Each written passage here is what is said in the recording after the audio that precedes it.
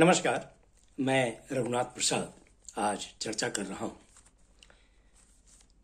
दिनांक 21 सितंबर 2023 को राज्यसभा में महिला आरक्षण विधेयक पर दिए गए भाषण की जो श्री मनोज कुमार झा आरजेडी सांसद ने दिया।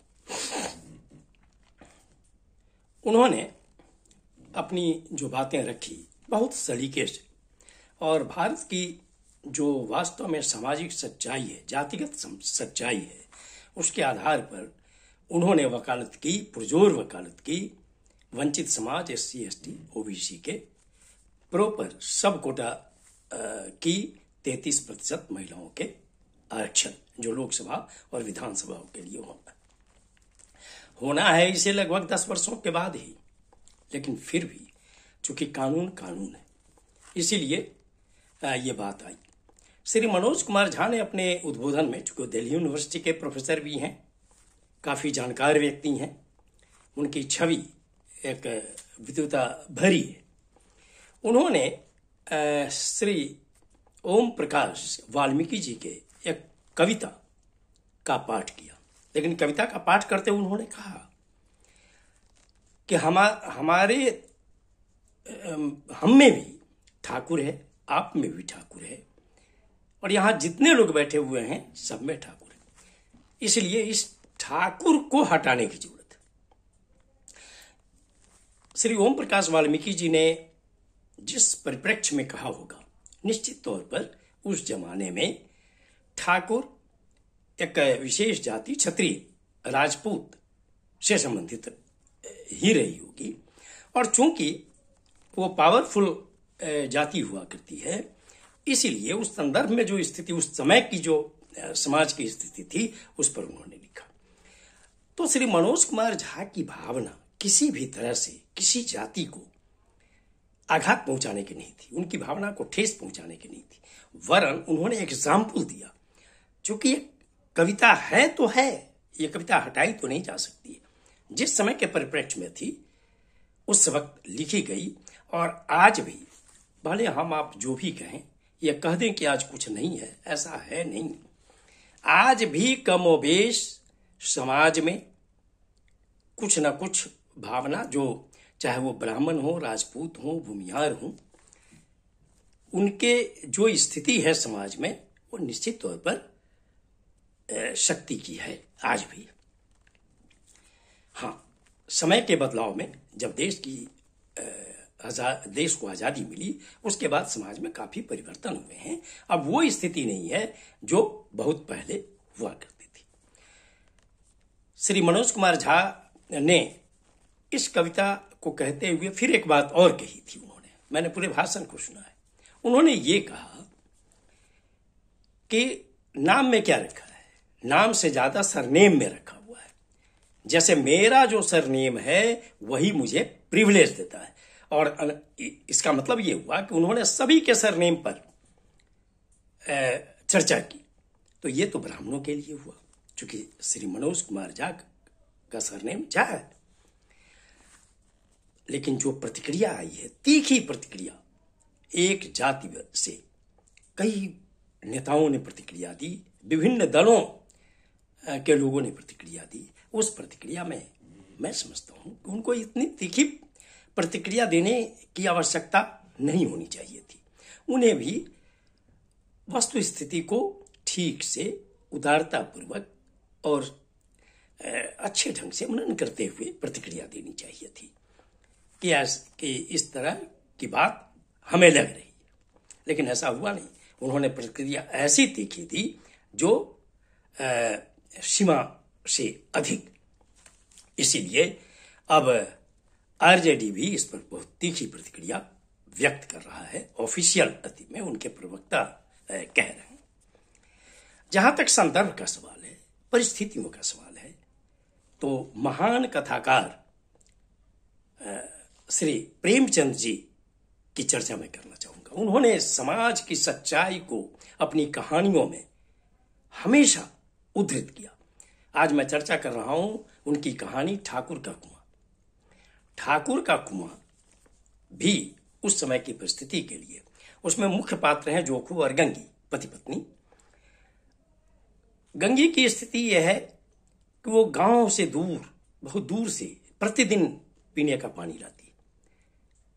एक दिन जब वो पानी लाई, उसमें बदबू थी।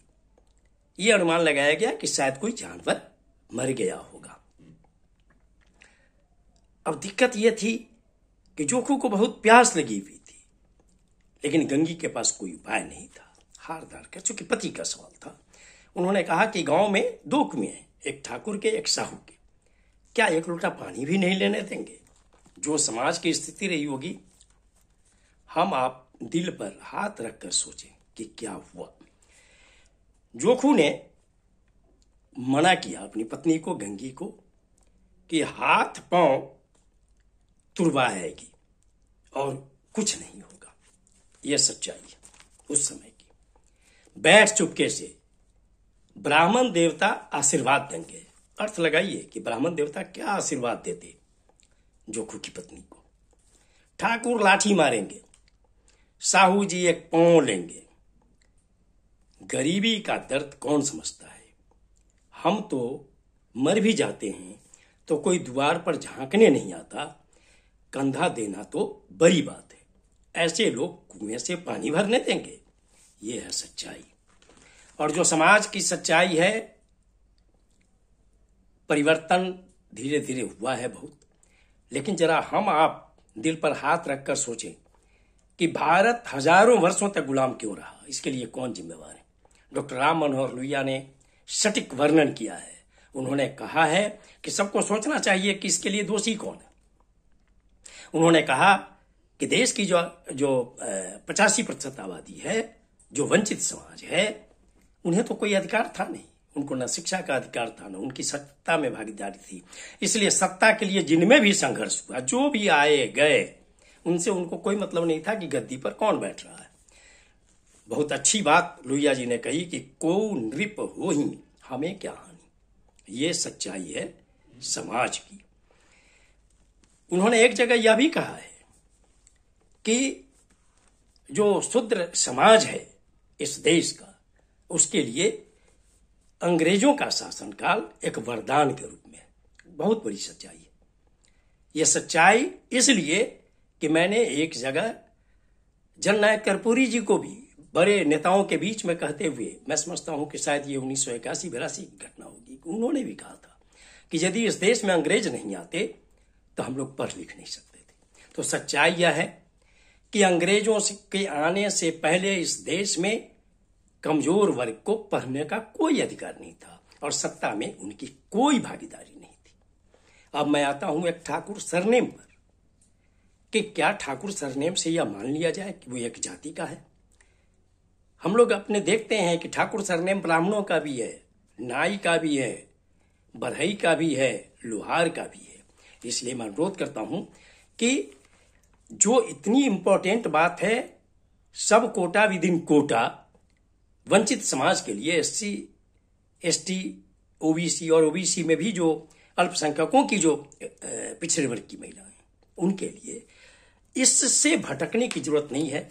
जिन लोगों ने प्रतिक्रियाएं व्यक्त की श्री मनोज झा जी के भाषण पर, उनसे भी मेरा अनुरोध है कि समाज की सच्चाई को देखें और हम जो लोग भी सामाजिक न्याय के पक्षधर हैं, समाजवाद के पक्षधर हैं, जो धर्मनिरपेक्षता के पक्षधर हैं, उनको इस सच्चाई को मानना ही पड़ेगा कि अगर 33% आरक्षण लोकसभा और विधानसभाओं में हुआ महिलाओं के लिए, तो 2010 के भाषण को याद करिए, श्री शरद यादव जी के भाषण को, श्री मुलायम सिंह यादव जी के भाषण को, श्री लालू प्रसाद यादव जी के भाषण को, कि निश्चित तौर पर जो कमजोर तबका है इस समाज का, उनकी महिलाएं चुनकर नहीं आएंगी। और सच्चाई यही भी है, इससे मुख नहीं मोड़ना चाहिए। संभ्रांत जो महिलाएं होंगी, संभ्रांत परिवारों की महिलाएं, वही चुनकर आएंगी। तो क्या यह सामाजिक न्याय के हित में है? ऐसा नहीं है। इसलिए मैं अनुरोध करता हूं कि आप लोगों को सारी शक्ति लगानी चाहिए कि 2021 की जो लंबित जनगणना है उसमें जातिगत गणना हो, भारत सरकार इसे करे, और साथ ही कोई इसमें इफ बट नहीं होना चाहिए। SC, ST, पिछड़ा वर्ग जिसमें अल्पसंख्यकों की भी पिछड़ा वर्ग सम्मिलित हो, उनके लिए 33% कोटा में सब कोटा की व्यवस्था संविधान संशोधन करते हुए हो, तभी सच्चा न्याय हो पाएगा और जो इस देश के हित में होगा। ये वीडियो आपको अच्छा लगा हो तो निश्चित तौर पर लाइक करें, शेयर करें। अब तक मेरे चैनल को आपने सब्सक्राइब नहीं किया तो सब्सक्राइब करें, बेल आइकन को बस टच करें ताकि मेरे हर आने वाले वीडियो का नोटिफिकेशन आपको तुरंत मिल जाए। आप सभी लोगों के लिए शुभकामनाएं। धन्यवाद। जय।